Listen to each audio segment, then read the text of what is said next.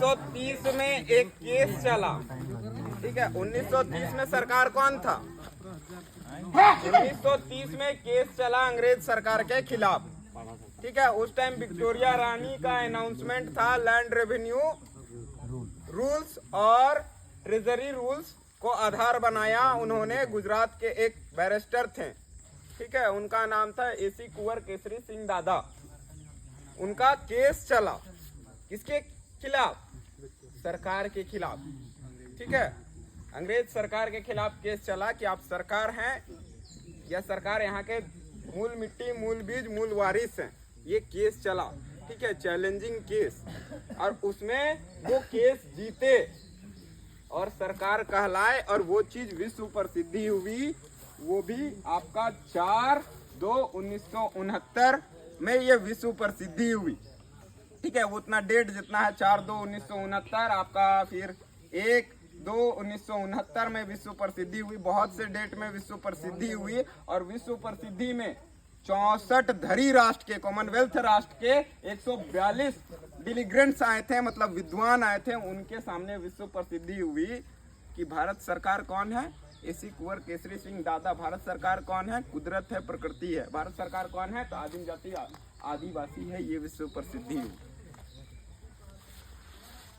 इसलिए बोल रहे, ये किनको बोल रहे? लिख के कागज के माध्यम से ये इनको बोल रहे, केंद्र को बोल रहे और राज्य को बोल रहे कि आप सरकार हैं तो कोर्ट में कागज, कलम, दस्तावेज प्रस्तुत करो और सरकार होने का प्रमाण दो। हम सरकार हैं, वैसे सर्टिफिकेट, कागज, दस्तावेज कहाँ? कोर्ट में प्रस्तुत है। आप वहां से जाके सरकार का सर्टिफिकेट ले लेना कि सरकार है कौन।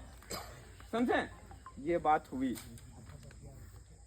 ये कहता है सरकार है, सरकार है, तो इसीलिए हम बोले दस्तावेज बताओ सरकार है तो। हा? सरकार होने के क्या दस्तावेज? जब जन्म लेने का दस्तावेज होता है, इंसान होने का दस्तावेज होता है, मुर्गी, कंगना, गाय, गरू का कागज हो रहा, नहीं बना रहा है, तो सरकार होने का भी तो कागज होगा। हा? होना चाहिए, नहीं होना चाहिए? तो वही चीज पूछा गया था, ज्यादा नहीं है। तो ये चीज है। अब सरकार तो यहाँ आदिवासी हो गया, जिसे मालिक का बेटा मालिक होता है, नौकर का बेटा नौकर होता है। तो मालिक का बेटा मालिक बदलता है क्या? मालिक बदलता है, नौकर बदलता है? तो ये नौकर 5-5 साल में तो बदलते हैं, काम के बदले पगार लेते हैं। तो फिर सरकार कौन है? आपका राष्ट्रपति भी प्रथम नागरिक है, वो भी नौकर है सबसे बड़का। तो फिर मालिक कौन है? मालिक तो होना चाहिए ना जी। मजिस्ट्रेट भी नौकर है, डीसी भी नौकर है, तो मालिक कौन है?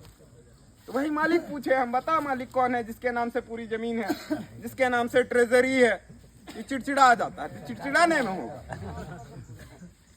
कुछ नहीं है। वैसा डरने की जरूरत नहीं है, ठीक है। बस थोड़ा संघर्ष की जरूरत है, बलिदान होगा होगा, जेल होगा होगा, क्या डरते हैं?